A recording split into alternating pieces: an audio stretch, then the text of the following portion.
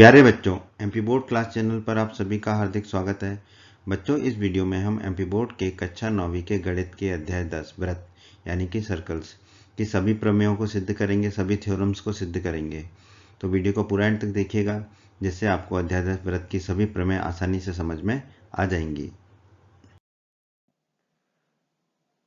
प्रमेय 10.1 प्रमेय 10.1 में कहा गया है वृत्त की बराबर जीवाएं केंद्र पर बराबर कोण अंतरित करती हैं। ठीक है, तो हम इस प्रमेय को हल करते हैं।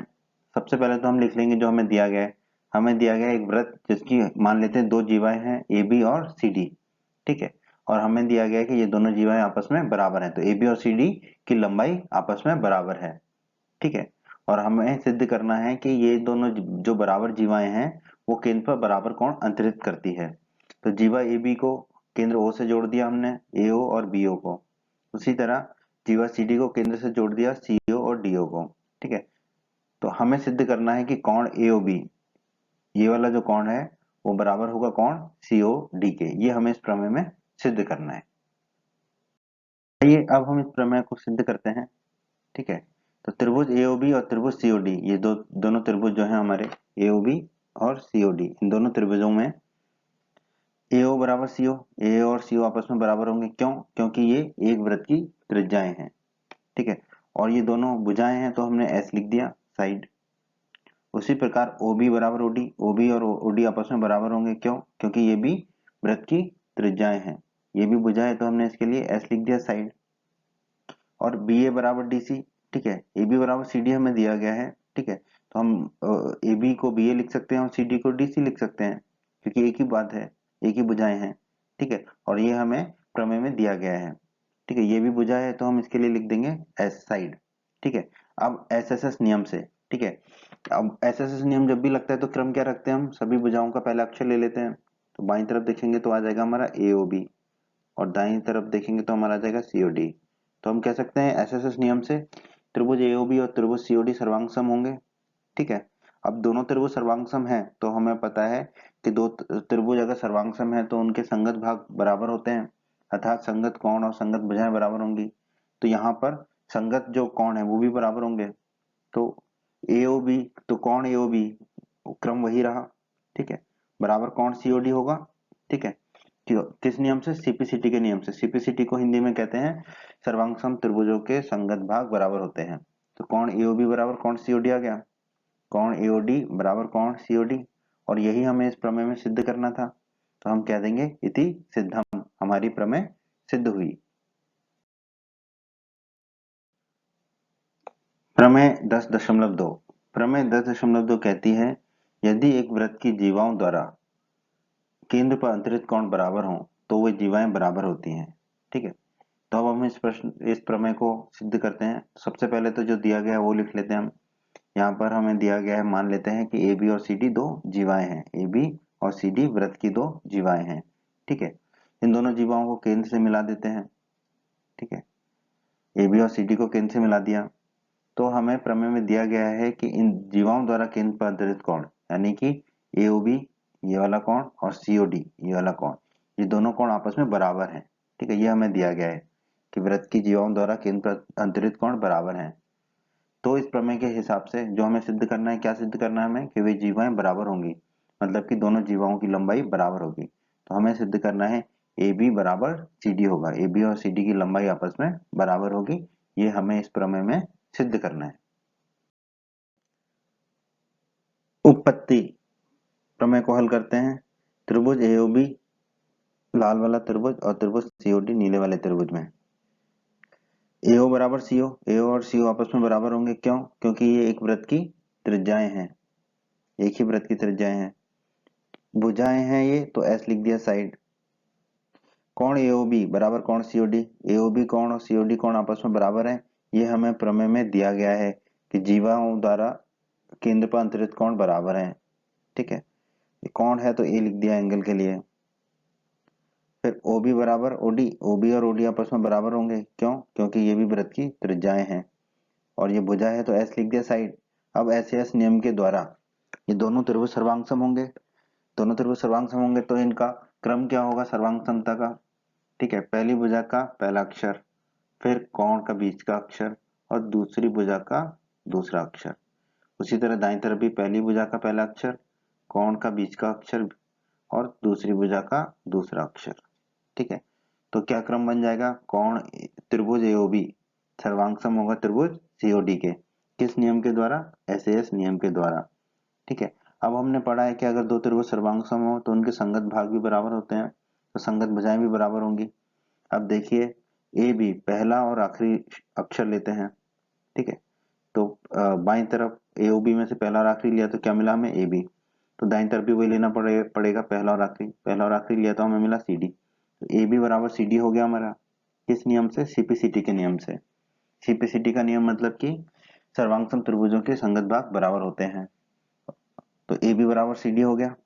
और ए बी और सी डी क्या है? इस वृत्त की जीवाएं हैं दो, तो ये दोनों जीवाएं आपस में बराबर हो गई। और हमें इस प्रमेय में यही सिद्ध करना था कि ए बी बराबर सी डी होगा, तो हम कह देंगे इति सिद्धम, प्रमेय सिद्ध हुई। प्रमेय 10.3। प्रमेय 10.3 कहती है, एक वृत्त के केंद्र से एक जीवा पर डाला गया लंब उस जीवा को समद्विभाजित करता है। समद्विभाजित करता है मतलब दो बराबर भागों में बांटता है। ठीक है, तो पहले तो हम लिख लेंगे जो भी दिया गया है प्रमेय में। हमें दिया गया है ए बी एक जीवा है। ठीक है, ए बी एक जीवा है। अब केंद्र ओ से जीवा ए बी पर हमने ओ एम लंब डाला। ठीक है, ओ एम लंब डाला ए बी पर, जीवा ए बी पर। ठीक है, तो ओ एम हमने लंब डाला है जीवा ए बी पर। तो हमें इस प्रमेय में क्या सिद्ध करना है कि ये जो ओ एम लंब है जीवा ए बी को दो बराबर भागों में बांटेगा, समद्विभाजित करेगा। मतलब कि एम ए बराबर एम बी होगा, एम ए और एम बी आपस में बराबर होंगे। ये हमें इस प्रमेय में सिद्ध करना है। इस प्रमेय को हल करने के लिए हमें कुछ रचना करनी पड़ेगी, तो पहले हम वो रचना कर लेते हैं। केंद्र ओ को बिंदु ए से जोड़ें, तो केंद्र ओ को बिंदु ए से जोड़ दिया हमने, और केंद्र ओ को बिंदु बी से जोड़ लें, तो केंद्र ओ को बिंदु बी से जोड़ दिया हमने। उपपत्ति। आइए अब इस प्रमेय को हम सिद्ध करते हैं। त्रिभुज एमओए और त्रिभुज एमओबी में, ठीक है, इस त्रिभुज में और इस त्रिभुज में, त्रिभुज एमओए और त्रिभुज एमओबी में कोण ओएमए बराबर कोण ओएमबी। ओएमए और ओएमबी कोण आपस में बराबर होंगे। क्यों? क्योंकि ओएम जो है एबी पर लंब है, तो दोनों कोण कितने के होंगे? 90 डिग्री के होंगे। दोनों कोण 90 डिग्री के होंगे तो अंग्रेजी में उसे कहते हैं राइट एंगल। तो हमने आर लिख लिया। अब यहां से ही हमें समझ आ रहा है कि ये जो प्रमेय है इसमें हम आरएचएस नियम का इस्तेमाल करने जा रहे हैं। ओ ए बराबर ओबी, ओ ए और ओबी आपस में बराबर होंगे। क्यों? क्योंकि ये वृत्त की त्रिज्याएं हैं। ठीक है, और ये समकोण त्रिभुज एमओए और एमओबी में जो समकोण त्रिभुज है हमारा ओ एम ए और ओ एम बी, उसका कर्ण है, और कर्ण को अंग्रेजी में हम कहते हैं हाइपोटेनियस। ठीक है, तो हाइपोटेनियस के लिए हमने लिख लिया एच। अब एमओ बराबर एमओ होगा, एमओ क्योंकि ये क्या है, एमओ और एमओ एक ही चीज है, उभयनिष्ठ है, कॉमन है। ठीक है, और ये भुजा है तो हमने लिख लिया एस साइड। तो आरएचएस नियम से क्या होगा, ये दोनों त्रिभुज जो है सर्वांग सम होंगे। अब हम इनका क्रम पहचानते हैं कि क्या क्रम होगा। ठीक है, तो सबसे पहले तो राइट एंगल जो समकोण है उसको लिखेंगे, तो दोनों में एम है, तो सबसे पहले तो एम आ जाएगा। ठीक है, एम दोनों तरफ एम आ जाएगा हमारा। ठीक है, बीच में तो सर्वांग सम आएगा। ठीक है, फिर हम कर्ण को लिखते हैं, लेकिन कर्ण को हम जैसे कि इस त्रिभुज में कर्ण को हम ओ ए भी लिख सकते हैं, एओ भी लिख सकते हैं। उसी तरह दाईं तरफ वाले त्रिभुज में हम कर्ण को ओ बी भी लिख सकते हैं, बीओ भी लिख सकते हैं। तो क्या लिखेंगे हम कर्ण को? उसको पहचानने के लिए हम क्या करते हैं, जो भुजा कर्ण के अलावा जो भुजा है जो बराबर है, उस भुजा का क्रम हम ऐसा रखते हैं कि वो कर्ण पे जाके खत्म हो। ठीक है, तो यहाँ पर कर्ण ओ और ए या बी ये हो रहा है कर्ण। ठीक है, तो वो कर्ण पे खत्म हो रही है, मतलब कि वो ओ पे खत्म हो रही है दोनों। ठीक है, तो कर्ण का क्रम फिर ओ से शुरू हो जाएगा, तो ये क्या हो गया, ओ ए, और दाईं तरफ हो जाएगा ओ बी।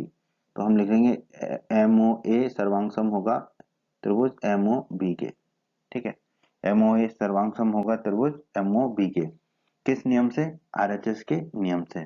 ठीक है, अब हमें पता है अगर दो त्रिभुज सर्वांग सम है तो उनके संगत भाग भी बराबर होंगे, सीपीसीटी नियम से। ठीक है, तो बाईं तरफ वाले त्रिभुज में पहला और आखिरी अक्षर लिया हमने, तो आ गया एम ए। दाईं तरफ भी वही करना पड़ेगा, फिर हमें पहला और आखिरी अक्षर लेंगे तो हमें मिल जाएगा एम बी। ठीक है, तो एम ए बराबर एम बी हो गया, एम ए और एम बी आपस में बराबर होंगे। और यही हमें इस प्रमेय में सिद्ध करना था कि वृत्त के केंद्र से जीवा पर डाला गया लंब जीवा को समद्विभाजित करता है। तो अगर एम ए बराबर एम बी होगा तो इसका मतलब वृत्त से डाला गया जो लंब है ओ एम वो जीवा ए बी को समद्विभाजित करता है। यही हमें सिद्ध करना था, हम लिख देंगे इति सिद्धम। प्रमेय 10.4, प्रमेय 10.4 जो है प्रमेय 10.3 का विलोम है। तो प्रमेय 10.4 क्या कहती है, एक वृत्त के केंद्र से एक जीवा को समद्विभाजित करने के लिए खींची गई रेखा जीवा पर लंब होती है। ठीक है, तो जो हमें दिया गया पहले से समझ लेते हैं। ए भी एक जीवा है, ठीक है, और वृत्त का केंद्र क्या है, ओ है। तो वृत्त के केंद्र ओ से जीवा ए बी को समद्विभाजित करने के लिए एक रेखा खींच दी हमने ओ एम, जो कि जीवा ए बी को समद्विभाजित करती है, मतलब दो बराबर भागों में बांटती है। तो इसका मतलब क्या हुआ, एम ए और एम बी आपस में बराबर होंगे। ठीक है, तो हमें प्रमेय में क्या सिद्ध करना है कि जो ओ एम है वो ए बी पर लंब है। ठीक है, क्योंकि प्रमेय क्या कहती है, वृत्त के केंद्र से जीवा को समद्विभाजित करने के लिए खींची गई रेखा जीवा पर लंब होती है। तो ये जो रेखा खींची है ओ एम, ठीक है, ये रेखा जीवा ए बी पर क्या होगी, लंब होगी। ये हमें सिद्ध करना है इस प्रमेय में। इस प्रमेय को सिद्ध करने के लिए हमें कुछ रचना करनी पड़ेगी, तो हम वो कर लेते हैं। केंद्र ओ को बिंदु ए से जोड़ें, तो केंद्र ओ को बिंदु ओ से जोड़ दिया हमने, और केंद्र ओ को बिंदु बी से जोड़ें, केंद्र ओ और बिंदु बी को जोड़ दिया हमने। ठीक है, तो ये हमें रचना करनी थी इस प्रमेय को सिद्ध करने के लिए। उत्पत्ति, अब हम इस प्रमेय को सिद्ध करते हैं त्रिभुज ओएमए और त्रिभुज ओएमबी में। ठीक है, ये दोनों त्रिभुजों में, ठीक है, ओएम बराबर ओएम, ओएम तो ओएम के बराबर ही होगा क्योंकि ये उभयनिष्ठ है। ठीक है, ये भुजा है तो हमने लिख दिया एस साइड के लिए। एम ए बराबर एम बी, एम ए और एम बी बराबर है, ये हमें प्रमेय में दिया गया है। ठीक है, क्योंकि जीवा जो है वो समद्विभाजित हो रही है, भुजा है तो हमने फिर से एस लिख दिया साइड के लिए। ठीक है, एओ बराबर बीओ, एओ और बीओ आपस में बराबर है, क्यों, क्योंकि ये वृत्त की त्रिज्याएं हैं। ये भी भुजा है तो हमने लिख दिया एस। अब क्रम क्या होगा, तीनों भुजाओं का पहला पहला अक्षर पकड़ लेंगे। ठीक है, बाईं तरफ भी और दाईं तरफ भी। तो यहां से हम क्या पाएंगे, एस एस एस नियम के द्वारा ओ एम ए सर्वांग सम होगा त्रिभुज ओ एम बी के। ठीक है, त्रिभुज ओ एम ए और त्रिभुज ओ एम बी आपस में सर्वांग सम होंगे, किस नियम से, एस एस एस नियम के द्वारा। ठीक है, अब अगर ये दोनों त्रिभुज सर्वांग सम है तो सीपीसीटी नियम से, मतलब कि सर्वांग सम त्रिभुजों के संगत भाग बराबर होते हैं, तो सर्वांग सम त्रिभुजों के संगत कोण भी बराबर होंगे। तो उसी क्रम में कोण ओ एम ए बराबर क्या होगा, कोण ओ एम बी, कोण ओ एम ए और कोण ओ एम बी आपस में बराबर होंगे। इसे हम मान लेंगे समीकरण एक। समीकरण एक लिख दिया हमने। अब आप देखिए कोण ओ एम ए धन कोण ओ एम बी, ये दोनों कोणों का योग कितना होगा, 180 डिग्री, क्योंकि ये दोनों कोण क्या बना रहे हैं, रेखाखंड एबी पर रैखिक युग्म। क्योंकि ये रेखाखंड एबी के एक ही ओर स्थित दोनों सभी कोणों का या दोनों कोणों का योग है। और हमें पता है कि किसी भी रेखा के एक ही ओर के सभी कोणों का योग कितना होता है, 180 डिग्री। किस नियम से, रैखिक युग्म से। ठीक है, अब ओ एम बी किसके बराबर है, समीकरण एक में देखिए ओ एम ए के बराबर। तो हम ओ एम बी की जगह क्या रख देंगे, कोण ओ एम ए। तो ये हो जाएगा हमारा कोण ओ एम ए धन कोण ओ एम ए बराबर 180 डिग्री। कोण ओ एम ए धन कोण ओ एम ए क्या हो जाएगा, दो गुणा कोण ओ एम ए, तो दो गुणा कोण ओ एम ए बराबर हो गया 180 डिग्री। तो कोण ओ एम ए बराबर कितना हो जाएगा, 180 डिग्री बटा दो। ठीक है, दो से भाग देंगे 180 डिग्री में, तो ये कितना आ जाएगा, 90 डिग्री। तो कोण ओ एम ए हमारा कितना आ गया, 90 डिग्री। समीकरण एक में देखिए कोण ओ एम ए किसके बराबर है, कोण ओ एम बी के। तो कोण ओ एम बी भी कितना आ जाएगा हमारा, 90 डिग्री। ये कोण ओ एम बी भी आ गया हमारा 90 डिग्री। ठीक है, तो अगर कोण ओ एम ए और कोण ओ एम बी दोनों 90 डिग्री हैं, ठीक है, तो हम कह सकते हैं कि ओ एम जो है जीवा ए बी पर लंब है, ओ एम जो है जीवा ए बी पर लंब है। और हमें इस प्रमेय में यही सिद्ध करना था कि वृत्त के केंद्र से जीवा को समद्विभाजित करने के लिए खींची गई रेखा जीवा पर लंब होती है। यहाँ वृत्त के केंद्र से जो रेखा खींची गई वो कौन सी है, ओ एम, और जीवा है ए बी, तो ओ एम लंब है ए बी पर, यही हमें सिद्ध करना था। तो हम कह सकते हैं इति सिद्धम। प्रमेय 10.5, प्रमेय 10.5 कहती है तीन असरेखीय बिंदु है। ठीक है, असरेखीय बिंदुओं का मतलब होता है कि वो एक ही रेखा पर स्थित नहीं होंगे तीनों बिंदु। ठीक है, से द्वारा होकर जाने वाला एक और केवल एक ही व्रत है। ठीक है, इस प्रमेय को समझते हैं हम। हमें दिया गया है ए और बी और सी तीन असरेखीय बिंदु हैं। बिंदु ए, बिंदु बी और बिंदु सी, ये तीन बिंदु हैं जो असरेखीय हैं। असरेखीय का मतलब एक ही रेखा पर स्थित नहीं है। ठीक है, तो हमें सिद्ध करना है तीन द्विबाहु असरेखीय बिंदुओं द्वारा होकर जाने वाला एक और केवल एक ही व्रत होगा। ठीक है, ये तीनों बिंदुओं से जाने वाला एक व्रत होगा और केवल एक ही व्रत होगा। दो व्रत इन तीन बिंदुओं से होकर नहीं जाएंगे। ठीक है, तो ये हमें सिद्ध करना है इस प्रमेय में। आइए, इस प्रमेय को सिद्ध करने के लिए हमें कुछ रचना करनी पड़ेगी, पहले वो कर लेते हैं। बिंदु ए और बिंदु बी को जोड़ें, जोड़ दिया हमने। बिंदु बी और बिंदु सी को जोड़ें, जोड़ दिया हमने। अब ए बी का लंब समद्विभाजक खींचे पी क्यू। ठीक है, ए बी का लंब समद्विभाजक खींचा हमने पी क्यू। अब लंब समद्विभाजक हम कैसे खींचते हैं, आप प्रकार लीजिए और नुकीले भाग को पहले बिंदु ए पर रखिए। ठीक है, को ये दोनों तरफ, रेखा के दोनों तरफ, ऊपर भी और नीचे भी एक चाप खींचा हमने। ठीक है, फिर नुकीले भाग को बी पर रखेंगे और चाप खींचेंगे ऊपर और नीचे। वो चाप, ये दोनों चाप जहां पर भी एक दूसरे को काटेंगे, ठीक है, ऊपर उसको मान लिया हमने पी बिंदु, और नीचे जहां एक दूसरे को काटेंगे उसको मान लिया हमने क्यू बिंदु, और पी और क्यू को मिला दिया। तो ये जो रेखा होगी वो ए बी का लंब समद्विभाजक होगी। उसी प्रकार हमें बीसी का लंब समद्विभाजक खींचना है। तो बीसी का लंब समद्विभाजक खींचने के लिए भी हमें वही करना पड़ेगा। बी पर नुकीले भाग को रखिए आप, और बीसी के एक तरफ एक चाप खींचिए, फिर दूसरी तरफ एक चाप खींचिए। उसी प्रकार फिर नुकीले भाग को सी पर रखिए और बीसी के एक तरफ चाप खींचिए और दूसरी तरफ भी चाप खींचिए। ये दोनों चाप जहां पर भी काटेंगे वहां पर हमें दो बिंदु मिलेंगे, आर और एस। आर और एस को हम जब मिला देंगे तो ये जो आर एस होगा वो बीसी का लंब समद्विभाजक होगा। ठीक है, इस तरह हम लंब समद्विभाजक खींचेंगे। अब मान लेते हैं हम ये दोनों लंब समद्विभाजक जो है पी क्यू और आर एस बिंदु ओ पर प्रतिच्छेद करते हैं। ठीक है, ओ बिंदु पर प्रतिच्छेद करते हैं, ये हमने मान लिया।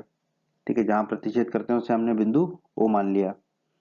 अब बिंदु ओ को ए से जोड़ देते हैं, बिंदु ओ को बी से जोड़ देते हैं और बिंदु ओ को सी से जोड़ देते हैं। ये हमने रचना की इसमें भी। उपपत्ति, आइए अब हम इस प्रमेय को सिद्ध करते हैं। हम जानते हैं कि रेखाखंड के लंब समद्विभाजक का जो प्रत्येक बिंदु होता है उसके दो अंत बिंदुओं से बराबर दूरी पर होता है। ठीक है, यहाँ पर देखिए जो बिंदु ओ है वो ए बी के लंब समद्विभाजक पी क्यू पर स्थित है। ठीक है, इसका मतलब जो ए ओ है वो ए और बी से समान दूरी पर होगा। ठीक है, तो जो ओ है वो ए बी के लंब समद्विभाजक पी क्यू पर स्थित है, तो हम कह सकते हैं कि ओ ए बराबर ओ बी होगा। ठीक है, ओ ए और ओ बी आपस में बराबर होंगे, इसे हम मान लेते हैं समीकरण एक। उसी प्रकार बिंदु ओ जो है बीसी के लंब समद्विभाजक आर एस पर स्थित है। ठीक है, तो अगर आर एस पर स्थित है बीसी का लंब समद्विभाजक, बिंदु ओ जो है आर एस पर स्थित है, तो बिंदु ओ की जो बी से दूरी है और बिंदु ओ की जो सी से दूरी है वो बराबर होगी। ठीक है, तो ओ बी बराबर ओ सी होगा, इस ओ बी और ओ सी आपस में बराबर होंगे, इसे हम मान लेते हैं समीकरण दो। अब समीकरण एक और समीकरण दो को हल करें तो ओ ए जो है, समीकरण एक में देखिए ओ ए और ओ बी बराबर है और समीकरण दो में ओ बी और ओ सी बराबर है। इसका मतलब वो ये तीनों आपस में बराबर होंगे, ओ ए बराबर ओ बी बराबर ओ सी हमने लिख दिया। इसका मतलब क्या हुआ, ओ से जो ए की दूरी है वही ओ से बी की दूरी है, वही ओ से सी की दूरी है। ठीक है, ओ ए ओ बी ओ सी बराबर है आपस में, तो हम कह सकते हैं कि बिंदु ए बी और सी जो है बिंदु ओ से समान दूरी पर स्थित है। अब बिंदु ओ को केंद्र तथा ओ ए को त्रिज्या मानकर एक वृत्त खींचते हैं।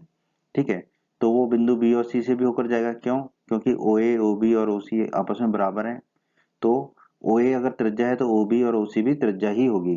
ठीक है, तो अब हम ओ को केंद्र मानकर और ओ ए को त्रिज्या मानकर एक वृत्त खींचेंगे, तो वो बिंदु बी और बिंदु सी से भी होकर जाएगा। ठीक है, तो इससे हम निष्कर्ष निकाल सकते हैं कि तीन असरेखीय बिंदु हैं, ए बी और सी से होकर जाने वाला एक वृत्त है। तो ये प्रमेय का एक भाग सिद्ध हुआ कि तीन असरेखीय बिंदुओं से होकर जाने वाला एक वृत्त है।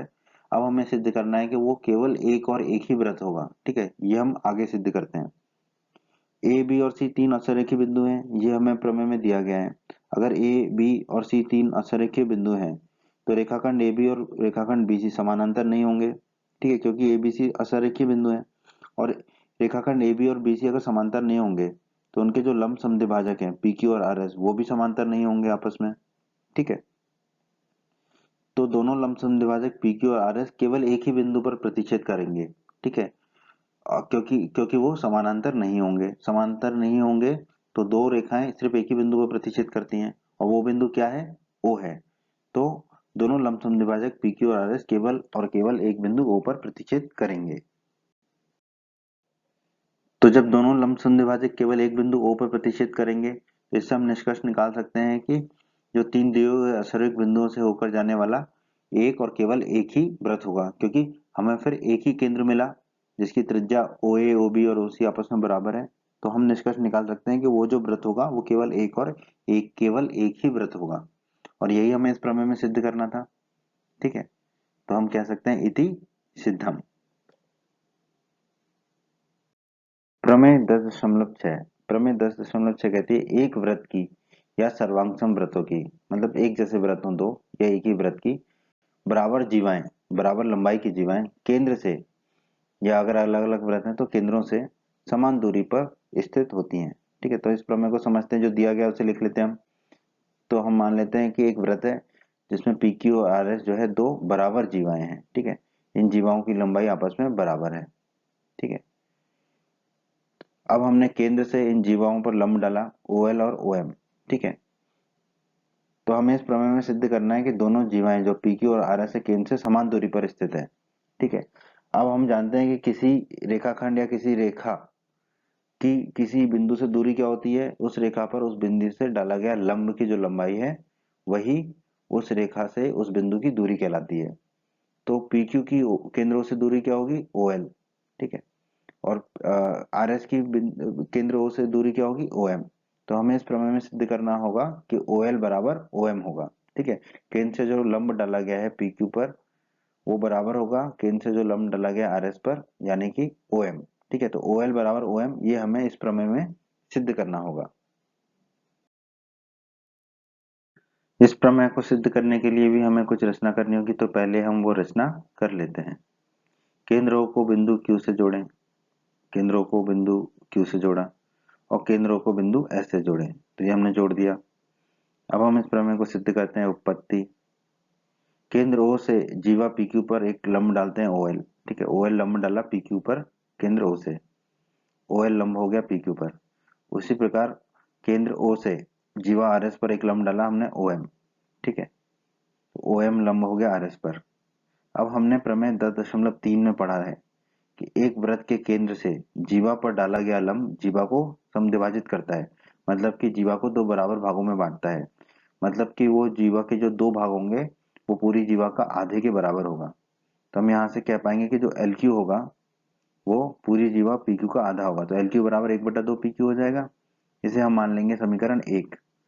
उसी प्रकार जो MS होगा वो पूरी जीवा RS का आधा होगा, तो MS बराबर क्या हो जाएगा, 1/2 RS। ठीक है, इसे हम मान लेते हैं समीकरण 2। PQ बराबर RS, दोनों जीवाएं आपस में बराबर हैं, बराबर जीवाएं हैं। ठीक है, ये हमें प्रमेय में दिया गया है। ठीक है, PQ और RS बराबर है। अब दोनों तरफ 1/2 का गुणा कर लेंगे, तो क्या हो जाएगा, 1/2 गुणा PQ बराबर 1/2 गुणा RS। दोनों तरफ जो हमने बस 1/2 का गुणा कर लिया। ठीक है, अब आप देखिए समीकरण 1 में 1/2 गुणा PQ किसके बराबर है, LQ के, तो इसकी जगह हम रख देंगे LQ। समीकरण 2 में देखिए 1/2 गुणा RS किसके बराबर है, MS के, तो इसकी जगह हम रख देंगे MS। तो LQ बराबर हमें मिल गया MS। LQ और MS आपस में बराबर हैं। ठीक है, इसे हम मान लेंगे समीकरण 3। अब त्रिभुज LQO लाल वाला त्रिभुज और त्रिभुज MSO ये नीला वाला त्रिभुज, इसमें देखते हैं हम कोण L बराबर कोण M। L और M कोण बराबर हैं क्योंकि दोनों कोण कितने के हैं, 90 डिग्री के हैं। ठीक है, दोनों कोण समकोण है, तो हम इसको R लिख देंगे, राइट एंगल के लिए R लिख दिया। ठीक है, अब हाइपोटेनियस QO बराबर SO, QO और SO आपस में बराबर हैं, क्यों, क्योंकि ये वृत्त की त्रिज्याएं हैं। ठीक है, अब ये समकोण त्रिभुज का कर्ण है, क्योंकि LQ और MSO क्या है, समकोण त्रिभुज है, क्योंकि कोण L और कोण M किसके बराबर है, 90 डिग्री के बराबर है। तो ये समकोण त्रिभुज के क्या है, विकर्ण है, कर्ण है। ठीक है, क्यू और एसओ क्या है, समकोण त्रिभुज का कर्ण है। कर्ण को हम अंग्रेजी में कहते हैं हाइपोटेनियस, तो हमने लिख दिया एच। ठीक है, अब एल क्यू बराबर एम एस हमने समीकरण 3 में अभी अभी निकाला है। एल क्यू और एम एस आपस में बराबर है, तो ये एक भुजा बराबर हो गई समकोण त्रिभुज की, तो इसको लिख दिया हमने एस। अब आरएचएस नियम के द्वारा, ठीक है, आरएचएस नियम के द्वारा दोनों त्रिभुज सर्वांग सम होंगे, तो उनका क्रम क्या होगा वो जान लेते हैं हम। तो सबसे पहले तो हम कोण के अक्षर को लिख देते हैं, तो एल, दूसरी तरफ भी लिख दिया हमने एम। ठीक है, अब जहां पर कर्ण के अलावा जो भुजा बराबर है, यहाँ पर एल क्यू बराबर एम एस है, तो जहां पर भी वो भुजा का अंत भुजा कर्ण से मिल रही है, ठीक है, तो पहली भुजा कर्ण से कहाँ मिल रही है, क्यू पर, तो कर्ण को फिर हम लिख देंगे क्यू ओ। ठीक है, कर्ण हो जाएगा क्यू ओ। ठीक है, फिर ये क्रम आ जाएगा एल क्यू ओ। उसी प्रकार दाईं तरफ जो भुजा है वो कहाँ कर्ण से मिल रही है, एस पर, कर्ण से मिल रही है एस पर। ठीक है, तो कर्ण क्या हो जाएगा, एसओ, तो कर्ण का क्रम हो जाएगा एसओ, तो यहाँ पे लिख दिया हमने एसओ। तो त्रिभुज एल क्यू ओ सर्वांग सम हो जाएगा त्रिभुज एमएसओ के, एल क्यू ओ और एमएसओ त्रिभुज सर्वांग सम हो जाएंगे। और हमें पता है कि अगर दो त्रिभुज सर्वांग सम है तो उनके संगत भाग बराबर होंगे, सीपीसीटी नियम। ठीक है, तो यहाँ पर पहला और आखिरी अक्षर लीजिए तो एलओ मिलेगा, दाईं तरफ भी पहला और आखिरी लेंगे तो क्या मिलेगा, एमओ, तो एलओ बराबर एमओ हो गया। एलओ को हम ओएल कह सकते हैं और एमओ को हम ओएम कह सकते हैं, तो ओएल बराबर ओएम, ओएल और ओएम आपस में बराबर होंगे। ठीक है, तो हम कह सकते हैं कि दोनों जीवाएं जो पीक्यू और आरएस है वो केंद्र से समान दूरी पर हैं, क्योंकि पीक्यू की केंद्र से दूरी क्या है, ओएल, और आरएस की केंद्र से दूरी क्या है, ओएम। ठीक है, तो दोनों जीवाएं जो है केंद्र से समान दूरी पर स्थित हैं, और यही हमें इस प्रमेय में सिद्ध करना था, तो हम कह देंगे इति सिद्धम। प्रमेय 10.7, ये प्रमेय 10.6 का विलोम भी है। प्रमेय 10.7 क्या कहती है, एक वृत्त के केंद्र से समदूरस्थ जीवाएं लंबाई में समान होती हैं। ठीक है, तो इस प्रमेय को समझते हैं हम। हमें दिया गया है पीक्यू और आरएस दो जीवाएं हैं जो वृत्त के केंद्र ओ से बराबर दूरी पर स्थित हैं। तो पीक्यू और आरएस दो जीवाएं हैं, और हम जानते हैं एक बिंदु से रेखा पर लंब की लंबाई जो है वो रेखा की बिंदु से दूरी कहलाती है।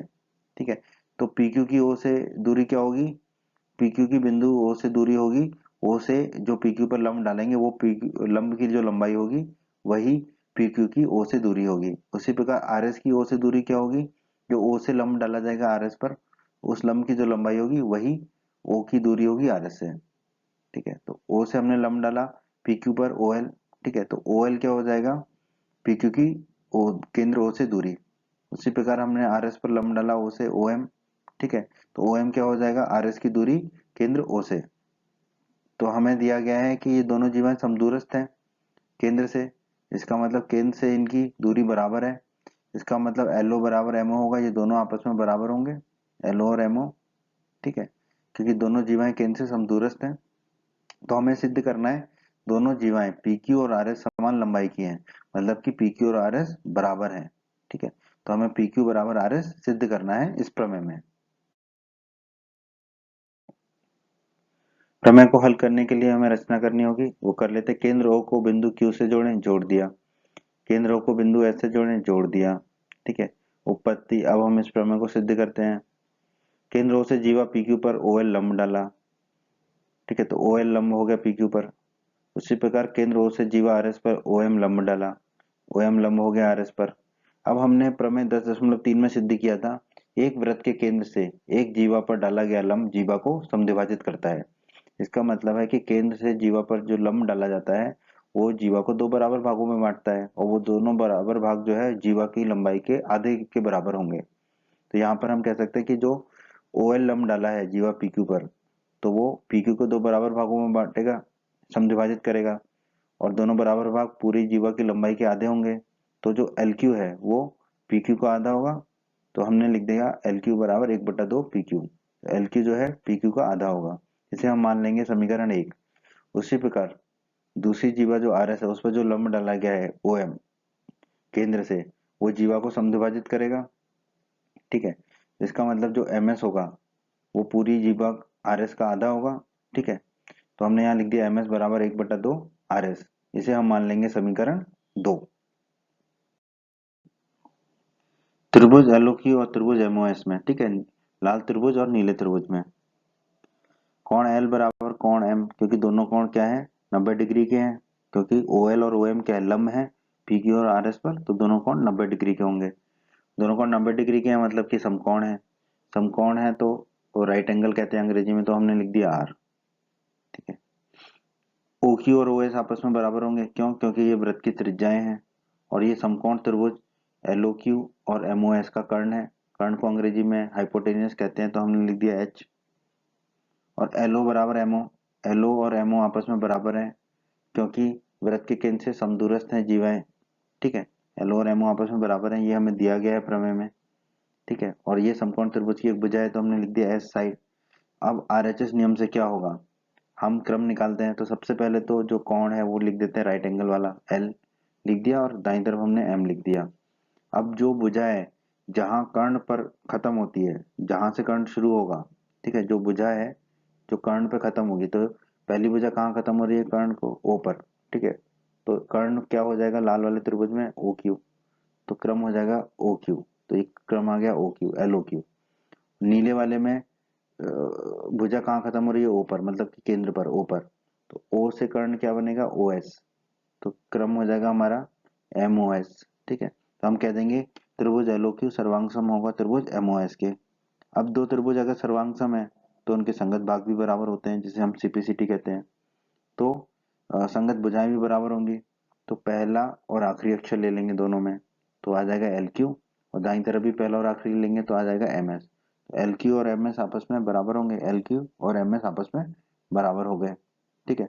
अब समीकरण एक में हमने देखा था एल क्यू बराबर कितना आ रहा था 1/2 पी क्यू, तो एल क्यू की जगह हम लिख लेंगे 1/2 पी क्यू। और समीकरण दो में एम एस बराबर आ रहा था 1/2 आर एस, तो एम एस की जगह लिख देंगे हम 1/2 आर एस, ठीक है। तो 1/2 पी क्यू बराबर हो गया 1/2 आर एस, 1/2 से 1/2 काट देंगे तो हमें मिलेगा पी क्यू बराबर आर एस, ठीक है। पी क्यू और आर एस आपस में बराबर हो गए, तो हम कह सकते हैं कि दोनों जीवाएं पी क्यू और आर एस समान लंबाई की हैं, ठीक है। तो हमें यही सिद्ध करना था कि जीवाएं जो है समान लंबाई की होंगी, ठीक है, जीवाएं जो है समान लंबाई में की होंगी, यही हमें इस प्रमेय में सिद्ध करना था, तो हम कह देंगे इति सिद्धम। प्रमेय 10.8, प्रमेय 10.8 कहती है एक चाप द्वारा केंद्र पर अंतरित कोण वृत्त के शेष भाग के किसी बिंदु पर अंतरित कोण का दुगना होता है, ठीक है। तो इस प्रमेय को समझ लेते हैं हम पहले।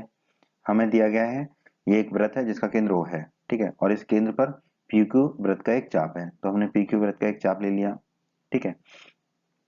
और ये जो PQ वृत्त का एक चाप है वो केंद्र O पर कोण POQ अंतरित करता है, तो हमने PQ को केंद्र O से मिला दिया, और ये जो कोण अंतरित कर रहा है ये कोण कौन सा है, कोण POQ, ठीक है।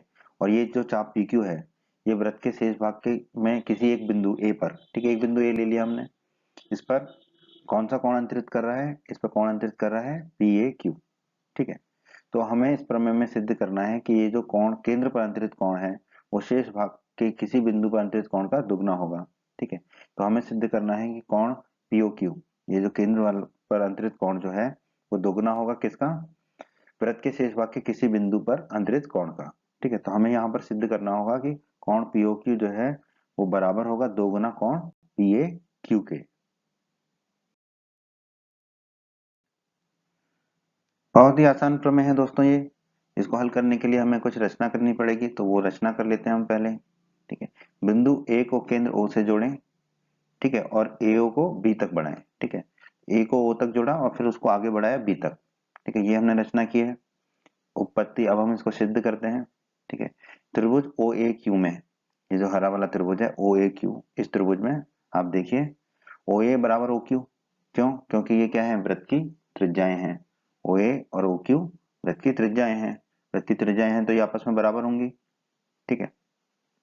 और अगर ये दोनों आपस में बराबर हैं तो त्रिभुज OAQ जो हरा वाला त्रिभुज है उसमें क्या होगा कोण OAQ, ठीक है, कोण OAQ और कोण OQA ये आपस में बराबर होंगे, क्यों, क्योंकि हमने पिछले अध्यायों में पढ़ा है कि बराबर भुजाओं के सम्मुख कोण बराबर होते हैं।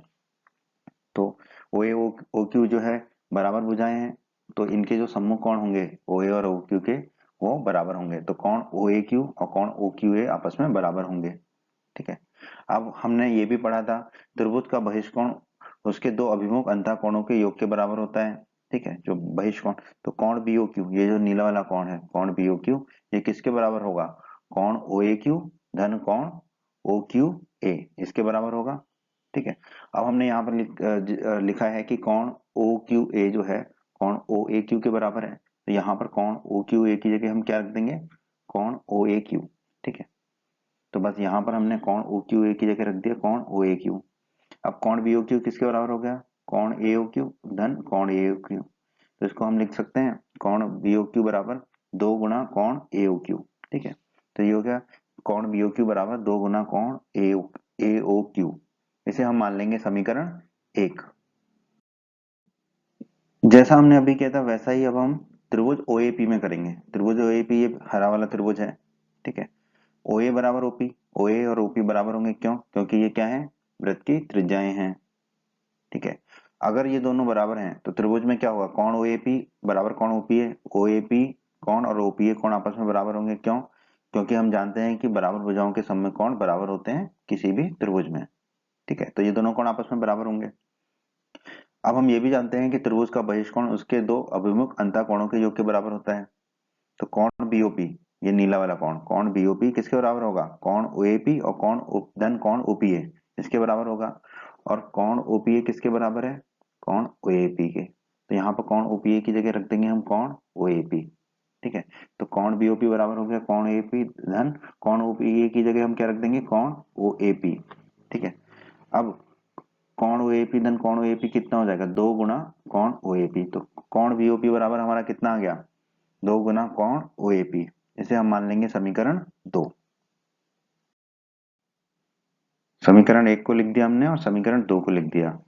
अब समीकरण 1 और समीकरण 2 को जोड़ने पर, दोनों को जोड़ने का मतलब है दोनों की बाईं तरफ को आपस में जोड़ेंगे और दोनों की दाईं तरफ को आपस में जोड़ेंगे। तो बाईं तरफ को जोड़ेंगे तो कोण BOQ धन कोण BOP आ गया। दाईं तरफ को जोड़ेंगे तो 2 गुना कोण OAQ धन 2 गुना कोण OAP। अब आप देखिए कोण BOQ, ये वाला कोण धन कोण BOP, ये वाला कोण। ठीक है, इन दोनों कोणों को जोड़ेंगे तो हमें क्या मिलेगा? कोण POQ। तो इन दोनों की जगह हम रख देंगे कोण POQ, इन दोनों के योग को। दाईं तरफ 2 कॉमन ले लेंगे, दोनों तरफ 2 2 है, 2 कॉमन ले लेंगे तो ब्रैकेट में कोष्टक में क्या बचेगा? कोण OAQ धन कोण OAP। अब आप देखिए ये वाला जो कोण है कोण OAQ धन कोण OAP, ये दोनों कोण मिलके क्या बना रहे हैं? कोण PAQ। तो इन दोनों की जगह हम क्या रख देंगे? कोण PAQ। तो हमें मिलेगा कोण POQ बराबर 2 गुना कोण PAQ। ठीक है, 2 गुना कोण PAQ। और यही हमें सिद्ध करना था इस प्रमेय में, केंद्र जीवा द्वारा केंद्र पर अंतरित कोण वृत्त के शेष भाग के किसी बिंदु पर अंतरित कोण का 2 गुना होता है। तो हमने ये सिद्ध कर दिया, तो हम कह सकते हैं इति सिद्धम। प्रमेय 10.9।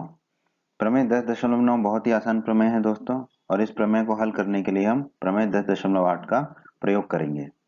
तो देखते हैं प्रमेय 10.9 क्या कहती है। प्रमेय 10.9 कहती है एक ही वृत्तखंड के कोण बराबर होते हैं। ठीक है, तो दोस्तों हमने अध्याय 10 के परिचय के वीडियो में पढ़ा था कि वृत्तखंड कैसे कहते हैं? एक चाप और जीवा का जो मध्य क्षेत्र होता है उसे हम वृत्तखंड कहते हैं। ठीक है, तो अब हम इस प्रमेय को हल करते हैं। तो जो हमें दिया गया वो लिख लेते हैं। हमें PQ एक वृत्तखंड है। ठीक है, वृत्तखंड मतलब चाप और जीवा के बीच का क्षेत्र। ठीक है, तो ये जो है क्षेत्र आपका, ये क्षेत्र जो है हमारा क्या कहलाता है? वृत्तखंड कहलाता है, चाप और जीवा के बीच का क्षेत्र। ठीक है, ये क्षेत्र हमारा वृत्तखंड कहलाता है। ठीक है, अब हम इस वृत्तखंड PQ से वृत्त के शेष भाग के एक बिंदु A पर कोण PAQ अंतरित करता है। ठीक है, एक बिंदु लिया हमने A। ठीक है, तो जो वृत्तखंड PQ है ये बिंदु A पर कौन सा कोण अंतरित कर रहा है? कोण PAQ। उसी तरह एक और बिंदु लिया हमने शेष भाग के वृत्त के, बिंदु B। ये बिंदु B पर वृत्तखंड PQ कौन सा कोण अंतरित कर रहा है? कोण PBQ। ठीक है, तो कोण PAQ और कोण PBQ क्या हुए? एक ही वृत्तखंड PQ के कोण हुए। ठीक है, तो हमें इस प्रमेय में क्या सिद्ध करना है कि ये जो कोण PAQ और कोण PBQ हैं ये आपस में क्या होंगे? बराबर होंगे। ये हमें इस प्रमेय में सिद्ध करना है।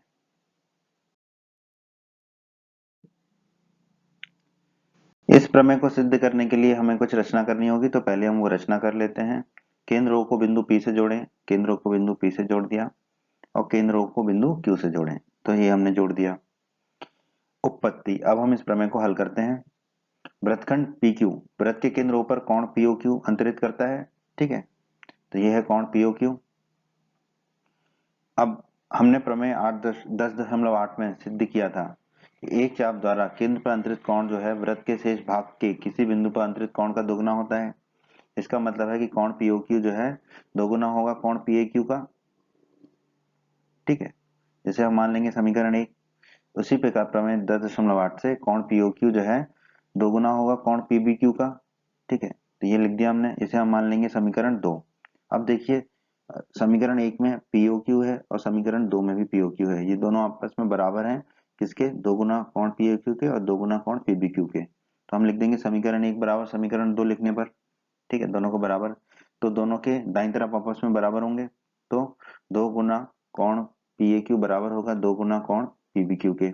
2 से 2 कट जाएगा, तो हमें क्या मिलेगा? कोण PAQ बराबर कोण PBQ। कोण PAQ और कोण PBQ बराबर हो गए आपस में, और हमें यही सिद्ध करना था इस प्रमेय में, एक ही वृत्तखंड के कोण बराबर होते हैं। तो हमने सिद्ध कर दिया, तो हम कह देंगे इति सिद्धम। प्रमेय 10.10, प्रमेय 10.10 क्या कहती है? यदि दो बिंदुओं को मिलाने वाला रेखाखंड, ठीक है, तो इसको हल करते चलते हैं। ए भी दो बिंदुओं को मिलाने वाला रेखाखंड है, ए और बी दो बिंदु है, और ए बी जो है उनको मिलाने वाला रेखाखंड है। उनको अंतर्विष्ट करने वाली रेखा के एक ही ओर स्थित दो अन्य बिंदु हैं। ठीक है, तो एक ही ओर मतलब इसके ऊपर दो बिंदु ले लेते हैं हम। कौन कौन से? बिंदु सी और बिंदु डी। ठीक है, एक ही ओर स्थित है मतलब कि ये ऊपर की ओर स्थित है। अब ये रेखाखंड ए बी जो है दो बिंदु सी और डी पर समान कोण अंतरित करता है। ठीक है, तो पहले तो सी पे कोण बना लेते हैं और फिर डी पे कोण बना लेते हैं। तो प्रमेय में दिया गया कि ये जो कोण है सी और डी पर बनाए गए कोण ये आपस में बराबर हैं। इसका मतलब कोण ACB और कोण ADB जो है आपस में बराबर हैं। ये हमें प्रमेय में दिया गया है। तो हमें इस प्रमेय में सिद्ध करना है, यदि ऐसा है तो ये चारों बिंदु A, B, C और D एक ही वृत्त पर स्थित होंगे, अर्थात ये चक्रीय होंगे। ठीक है, तो ये हमें इस प्रमेय में सिद्ध करना है। इस प्रमेय को सिद्ध करने के लिए भी हमें कुछ रचना करनी पड़ेगी, तो पहले हम वो कर लेते हैं। बिंदु A, C और B से होकर जाने वाला एक वृत्त खींचेंगे। मान लेंगे कि वो D से होकर नहीं जाता, तब वहां AD को बीच में काटेगा या फिर बड़ी हुई एडी पर काटेगा। तो मान लेते हैं अगर वो एडी पर काटेगा वृत्त तो वो बिंदु ई पर काटेगा, और अगर बड़ी हुई एडी पर काटेगा तो बिंदु ई डैश पर काटेगा। ठीक है, तो हमने एडी पर एक बिंदु ले लिया ई, हम मान लेते हैं वृत्त यहाँ काटेगा, या अन्यथा बड़ी हुए एडी पर ई डैश पर काटेगा। तो हमने बी और ई को भी मिला दिया और बी और ई डैश को भी मिला दिया। ठीक है, तो ये हमने रचना कर ली। अब उत्पत्ति, अब हम इसको हल करते हैं, सिद्ध करते हैं। तो हमने जो माना है कि जो ई बिंदु है या ई डैश बिंदु है वृत्त वहां से होकर जा रहा है और ए बी सी से भी होकर जा रहा है। तो यदि बिंदु ए सी ई और बी एक वृत्त पर स्थित होंगे, ठीक है, तो हमने प्रमेय 10.9 में सिद्ध किया है एक ही वृत्तखंड के कोण बराबर होते हैं। ठीक है, तो यहाँ पर ए बी जो है वो एक वृत्तखंड है, चाप और जीवा के बीच का क्षेत्र। तो ये जो कोण बनाएगा वृत्त के शेष भाग पर वो बराबर होंगे। तो कोण ACB और कोण AEB ये आपस में बराबर होंगे, और हमें प्रमेय में दिया गया है कोण ACB और कोण ADB आपस में बराबर है। ACB और ADB आपस में बराबर है, ये हमें प्रमेय में दिया गया है। तो देखिए दोनों ACB के बराबर हैं, AEB और ADB। ठीक है, तो यहाँ से हम कह सकते हैं कि ADB और AEB आपस में बराबर होंगे। तो हमने निकाला अभी कि ADB और AEB जो कोण है वो आपस में बराबर होंगे, और यह तभी संभव है जब E और D संपाती हों, मतलब एक ही जगह एक ही बिंदु पर स्थित हो E और D। और इसी प्रकार हम कह सकते हैं कि ई डैश और डी भी संपाती होंगे। ठीक है, इसका मतलब जो है जहां पर ई है वहीं पर डी होगा, या जहां पर ई डैश है वहीं पर डी होगा। तो हम इससे निष्कर्ष निकाल सकते हैं कि चारों बिंदु जो ए बी सी और डी है वो एक ही वृत्त पर स्थित होंगे, अर्थात चक्रीय होंगे। ठीक है, तो ए बी सी और डी जो है एक ही वृत्त पर स्थित होंगे, और यही हमें सिद्ध करना था इस प्रमेय में, तो हम कह देंगे इति सिद्धम। प्रमेय 10.11 बहुत ही आसान प्रमेय है दोस्तों ये। प्रमेय 10.11 कहती है चक्रीय चतुर्भुज के सम्मुख कोणों के प्रत्येक योग का योग 180 डिग्री होता है। ठीक है, इस प्रमेय को समझ लेते हैं हम। हमें दिया गया है कि चतुर्भुज ABCD एक चक्रीय चतुर्भुज है, तो हमने एक ABCD चतुर्भुज बना लिया, और कहा गया है कि ये चक्रीय चतुर्भुज है। चक्रीय चतुर्भुज वो चतुर्भुज होता है जिस चतुर्भुज के चारों शीर्ष एक वृत्त पर स्थित हो। ठीक है, तो ABCD जो है एक वृत्त पर स्थित होंगे, तभी एबीसीडी जो है एक चक्रीय चतुर्भुज होगा। ये हमें प्रमेय में दिया गया है। ठीक है, अब हमें इस प्रमेय में सिद्ध करना है कि चक्रीय चतुर्भुज एबीसीडी के सम्मुख कोणों के प्रत्येक युग्म 180 डिग्री है। ठीक है, तो यहाँ पर सम्मुख कोणों के युग्म कौन कौन से वो देख लेते हैं। कोण ए और कोण डी, कोण ए और कोण डी, तो इन दोनों कोणों का योग कितना होगा 180 डिग्री, ये हमें सिद्ध करना है। और दूसरा सम्मुख कोणों का युग्म कौन सा है, कोण बी और कोण सी, इन दोनों कोणों का भी योग कितना होगा 180 डिग्री, ये हमें सिद्ध करना है इस प्रमेय में। इस प्रमेय को सिद्ध करने के लिए हमें कुछ रचना करनी पड़ेगी, तो वो कर लेते हैं। शीर्ष ए और शीर्ष डी को जोड़ें और शीर्ष बी और शीर्ष सी को जोड़ें। ठीक है, जब हमने शीर्ष ए और शीर्ष डी को जोड़ा तो कोण ए जो है दो भागों में विभाजित हो गया, कोण एक और कोण दो। इसी प्रकार कोण बी जो है दो भागों में विभाजित हो गया, कोण तीन और कोण चार। कोण डी भी दो भागों में विभाजित हो गया, कोण पांच और कोण छह। और कोण सी भी दो भागों में विभाजित हो गया, कोण सात और कोण आठ। तो ये हमने रचना कर ली उत्पत्ति। अब हम इसको सिद्ध करते हैं। प्रमेय 10.9 में हमने सिद्ध किया था एक ही वृत्तखंड के कोण बराबर होते हैं। ठीक है, तो अब हम इस प्रमेय का उपयोग करेंगे। ठीक है, अब एक ही वृत्तखंड एबी में देखिए, एबी जो वृत्तखंड है ये कौन कौन से कोण बना रहा है, कोण पांच और कोण आठ। तो कोण आठ और कोण पांच क्या होंगे, आपस में बराबर होंगे, हमने लिख दिया। उसी प्रकार वृत्तखंड बीडी को देखिए, वृत्तखंड बीडी कौन कौन से कोण बना रहा है, कोण दो और कोण सात। तो कोण दो और कोण सात जो है आपस में बराबर होंगे, हमने लिख दिया। वृत्तखंड सीडी, वृत्तखंड सीडी कौन कौन से कोण बना रहे हैं, कोण एक और कोण चार। तो कोण एक और कोण चार आपस में बराबर होंगे, वो हमने लिख दिया। उसी प्रकार वृत्तखंड एसी, वृत्तखंड एसी कौन कौन से कोण बना रहा है, कोण तीन और कोण छह। तो कोण तीन और कोण छह आपस में बराबर होंगे, ये हमने लिख दिया। ठीक है, अब हम जानते हैं कि चतुर्भुज के चारों कोणों का योग 360 डिग्री होता है, तो वो हमने लिख दिया। कोण ए धन कोण बी धन कोण डी धन कोण सी बराबर कितना होगा 360 डिग्री। अब कोण ए क्या है, कोण एक धन कोण दो, तो वो लिख दिया हमने। ठीक है, कोण ए की जगह हमने लिख दिया कोण एक धन कोण दो। उसी तरह कोण बी क्या है, कोण तीन धन कोण चार। उसी प्रकार कोण डी कितना है, कोण पांच धन कोण छह। उसी प्रकार कोण सी कितना है, कोण सात धन कोण आठ बराबर 360 डिग्री। अब हम इस प्रमेय को सिद्ध करने के लिए इन कोणों का जो क्रम है थोड़ा सा बदल देते हैं, पर कोण सारे वही रहेंगे। तो कोण तीन लिख दिया हमने और कोण चार लिख दिया, तो कोण तीन और कोण चार हो गया। उसी प्रकार कोण सात और कोण आठ लिख दिया हमने, तो कोण सात और कोण आठ लिख दिया। ठीक है, अब फिर हमने लिखा कोण छह। ठीक है, तो कोण छह लिख दिया हमने। फिर हमने लिखा कोण एक, तो कोण एक लिख दिया हमने। फिर हमने लिखा कोण दो, कोण दो, तो हमने कोण दो लिख दिया। फिर हमने लिखा कोण पांच, तो कोण पांच लिख दिया हमने। तो सारे कोण आ गए हमारे बराबर 360 डिग्री। वही कोण फिर से लिख लिए। ठीक है, अब हमने इनको चार चार कोणों के ग्रुप में वर्ग में बांट दिया। तो शुरू के चार कोणों को एक ब्रैकेट में लिख दिया और आखिरी के चार कोणों को एक ब्रैकेट में लिख दिया। ठीक है, ऐसा हम क्यों कर रहे हैं, जब हम आगे देखेंगे तो आपको समझ आएगा कि हमने ऐसा क्यों किया। ठीक है, अब पहले चार कोणों को हमने वैसे की वैसे ही लिख दिया, पर बाकी चार कोणों को हमने कुछ और लिखा। कुछ और लिखा, क्यों लिखा वो हम समझते हैं। अभी अभी हमने देखा था कोण छह जो है वो किसके बराबर है, कोण तीन के। तो कोण छह की जगह हमने लिख दिया कोण तीन। फिर हमने देखा था कोण एक जो है वो किसके बराबर है, कोण चार के। तो कोण एक की जगह हमने लिख दिया कोण चार। ठीक है, फिर हमने देखा था कोण दो जो है वो किसके बराबर है, कोण सात के। कोण दो की जगह हमने लिख दिया कोण सात। फिर हमने देखा था कोण पांच जो है वो किसके बराबर है, कोण आठ के। तो कोण पांच की जगह रख दिया हमने कोण आठ। ठीक है, अब आप देखिए विज्ञान का चमत्कार क्या हुआ, दोनों ब्रैकेट में एक ही कोण आ रहे हैं। देखिए तीन चार सात और आठ। ठीक है, तीन चार सात और आठ। ठीक है, तो हम इसको इस तरह से लिख सकते हैं, दो गुणा कोण तीन धन कोण चार धन कोण सात धन कोण आठ, बिल्कुल लिख सकते हैं। ठीक है, बराबर 360 डिग्री है, तो दो से भाग देंगे 360 डिग्री में, तो कितना बचेगा 180 डिग्री। ठीक है, और यहाँ कितना बचेगा, कोण तीन धन कोण चार धन कोण सात धन कोण आठ। ठीक है, बराबर कितना हो जाएगा 180 डिग्री के। अब हमने कोण तीन और कोण चार को एक साथ लिखा और कोण सात और कोण आठ को एक साथ लिखा, क्यों, क्योंकि देखिए कोण तीन और कोण चार मिलके क्या बना रहे हैं, हमारे कोण बी को। उसी प्रकार कोण सात और कोण आठ मिलके क्या बना रहे हैं, हमारे कोण सी को। तो कोण तीन धन कोण चार को हम क्या लिख देंगे, कोण बी। इसी तरह कोण सात धन कोण आठ को हम क्या लिख देंगे, कोण सी। तो कोण बी धन कोण सी कितना आ गया हमारा 180 डिग्री। तो ये देखिए यही हमें सिद्ध भी करना था कि सम्मुख कोणों के योग का जो योग है वो 180 डिग्री होगा। कोण बी धन कोण सी सम्मुख कोण है, इनका योग कितना आ गया 180 डिग्री। तो एक भाग तो हो गया, अभी हमें दूसरे सम्मुख कोणों का योग भी 180 डिग्री सिद्ध करना है। तो हम जानते हैं चतुर्भुज के चारों कोणों का योग होता है 360 डिग्री। हमने फिर इसको अपने हिसाब से लिखा, ठीक है। कोण ए लिख दिया, फिर कोण डी को लिख दिया, ठीक है। तो कोण ए और कोण डी हो गए, फिर कोण बी और कोण सी को लिख दिया हमने, ठीक है। क्यों किया अभी आपको समझ आएगा। कोण बी धन कोण सी कितना है 180 डिग्री, तो कोण बी धन कोण सी की जगह हम क्या रख देंगे 180 डिग्री। फिर हो जाएगा कोण ए धन कोण डी धन 180 डिग्री बराबर 360 डिग्री। 360 में से 180 जाएगा तो हमारा कितना बचेगा 180 डिग्री, यही बचेगा, ठीक है। तो कोण ए धन कोण डी कितना हो जाएगा हमारा 180 डिग्री। और कोण ए और कोण डी जो है वो क्या है सम्मुख कोण है, और इनको हमें कितना सिद्ध करना था 180 डिग्री सिद्ध करना था। यही हमें सिद्ध करना था कि सम्मुख कोणों का योग 180 डिग्री होता है।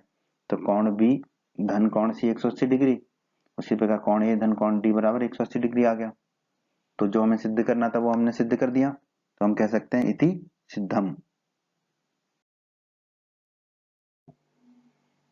प्रमेय 10.12 प्रमेय 10.12 कहती है यदि किसी चतुर्भुज के सम्मुख कोणों के एक युग्म का योग 180 डिग्री हो तो वो चतुर्भुज चक्रीय होता है, ठीक है। समझ लेते हैं इस प्रमेय को। हमें दिया गया एबीसीडी एक चतुर्भुज है, ठीक है, जिसमें सम्मुख कोणों का एक युग्म का योग कितना 180 डिग्री। तो हमने मान लिया ए और डी जो सम्मुख कोण है उन दोनों कोणों का योग कितना 180 डिग्री। तो हमें सिद्ध करना है कि जो एबीसीडी है चतुर्भुज वो क्या होगा एक चक्रीय चतुर्भुज होगा। ये हमें सिद्ध करना है इस प्रमेय में। प्रमेय को सिद्ध करने के लिए हमें कुछ रचना करनी होगी, तो पहले वो कर लेते हैं हम। बिंदु ए बी और सी से जाने वाला एक वृत्त खींचते हैं, ठीक है। बिंदु ए बी और सी से जाने वाला एक वृत्त खींचा हमने, ठीक है। मान लेते हैं वो वृत्त जो है डी से होकर नहीं जाता, ठीक है। अभी हम ये मान लेते हैं अगर वो डी से होकर नहीं जाता तो मान लेते हैं कि वो सी डी भुजा जो है उसको बिंदु ई पर काटता है, सी डी भुजा को बिंदु ई पर काटता है, ठीक है। ये हम मान लेते हैं कहीं ना कहीं तो काटेगा ही, ठीक है। तो इस और जो शीर्ष बी है उसको बिंदु ई से हम जोड़ देते हैं, ठीक है। शीर्ष बी को बिंदु ई से हमने जोड़ दिया। तो अब जो ए बी ई सी है, ए बी ई सी चतुर्भुज जो है वो क्या होगा चक्रीय चतुर्भुज होगा, क्योंकि ए बी ई सी के चारों सिर जो है वृत्त पर हैं। तो चतुर्भुज ए बी ई सी क्या है हमारा चक्रीय चतुर्भुज होगा। ये हमने रचना से मान लिया है। आइए अब हम इसको सिद्ध करते हैं उत्पत्ति, ठीक है। कोण ए और कोण बीईसी इन दोनों कोणों का योग कितना होगा 180 डिग्री। क्यों? क्योंकि हमने रचना में माना है कि ए बी ई सी क्या है एक चक्रीय चतुर्भुज है, और हमें पता है कि चक्रीय चतुर्भुज के सम्मुख कोणों का योग कितना होता है 180 डिग्री होता है। ये हमने प्रमेय 10.11 में पढ़ा है, ठीक है। कोण ए धन कोण बीडीसी, कोण ए और कोण बीडीसी इन दोनों का योग 180 डिग्री है, ये हमें प्रमेय में दिया गया है, ठीक है। ये हमें प्रमेय में दिया गया है, ठीक है। तो दोनों 180 डिग्री के बराबर हैं, तो दोनों आपस में बराबर हो जाएंगे। तो हम लिख देंगे कोण ए धन कोण बीईसी बराबर कोण ए धन कोण बीडीसी, ठीक है। ये लिख देंगे। कोण ए से कोण ए कट जाएगा तो क्या मिलेगा हमें कोण बीईसी बराबर कोण बीडीसी। कोण बीईसी और कोण बीडीसी आपस में बराबर होंगे, इसे हम मान लेते हैं समीकरण 1, ठीक है। अब त्रिभुज बीडीई में ये जो त्रिभुज बीडीई है इसमें देखिए बहिष्कोण बीईसी बहिष्कोण है, ये वाला जो है कोण है जो बहिष्कोण है, तो ये किसके बराबर होगा दोनों विपरीत कोणों बीडीसी और ईबीडी के बराबर होगा, ठीक है। तो कोण बीईसी जो है वो किसके बराबर होगा बीडीसी और ईबीडी इन दोनों के बराबर होगा। इसे हम मान लेते हैं समीकरण 2। समीकरण 1 और समीकरण 2 को लिख दिया हमने, ठीक है। तो समीकरण 2 बराबर समीकरण 1, ठीक है। ये दोनों आपस में बराबर होंगे क्योंकि ये आपस में किसके बराबर है कोण बीईसी के। तो दोनों की दाईं तरफ को आपस में बराबर कर देंगे तो क्या हो जाएगा कोण बीडीसी धन कोण ईबीडी बराबर कोण बीडीसी, ठीक है। बीडीसी से बीडीसी कट जाएगा तो कोण ईबीडी बराबर कितना आ जाएगा 0 डिग्री, ठीक है। ये कोण ईबीडी कितना मिला हमें 0 डिग्री। अगर कोण ईबीडी 0 डिग्री है इसका मतलब क्या हुआ ये कब संभव है जब ई और डी क्या हो संपाती हो। ई और डी संपाती हो मतलब ई और डी एक ही बिंदु पर स्थित हो। इसका मतलब जो डी है वो ई पर ही स्थित होगा, ठीक है। यहीं पर स्थित होगा जहां पर ई है, ठीक है। इसका मतलब क्या होगा जो ए बी सी डी है वो क्या होगा एक चक्रीय चतुर्भुज होगा। क्यों? क्योंकि ए बी सी और डी चारों एक वृत्त पर स्थित होंगे और ए बी सी डी क्या है प्रमेय में दिया गया एक चतुर्भुज है। तो हम कह सकते हैं कि चतुर्भुज ए बी सी डी क्या होगा एक चक्रीय चतुर्भुज होगा। यही हमें सिद्ध करना था इस प्रमेय में, तो हम कह देंगे इति सिद्धम। उम्मीद करते हैं बच्चों आपको एमपी बोर्ड क्लास का ये वीडियो पसंद आया होगा। बच्चों अगर आप हमारे चैनल पर नए हैं और आपने अभी तक चैनल को सब्सक्राइब नहीं किया है तो आप सब्सक्राइब बटन को दबाकर जल्दी से चैनल को सब्सक्राइब कर लीजिए और बेल आइकन को भी दबा दीजिए। बेल आइकन को दबाने से क्या होगा, हमारे चैनल पर जब भी कोई नया वीडियो आएगा तो उसका नोटिफिकेशन सबसे पहले आपको मिलेगा और यूट्यूब सर्च में भी आपको हमारे वीडियोज ऊपर नजर आएंगे। और आप हमारे वीडियोज को अपने सभी दोस्तों के साथ फेसबुक और व्हाट्सएप पर अवश्य शेयर कीजिए जिससे आपके दोस्तों का भी लाभ हो सके। वीडियो पसंद आया है तो वीडियो को लाइक जरूर कर दीजिएगा और इस अध्याय की बाकी अन्य वीडियोस देखने के लिए आप आई बटन पर क्लिक करें। आई बटन पर क्लिक करने से आपको इस अध्याय के बाकी सभी वीडियोस के लिंक प्राप्त हो जाएंगे। धन्यवाद बच्चों।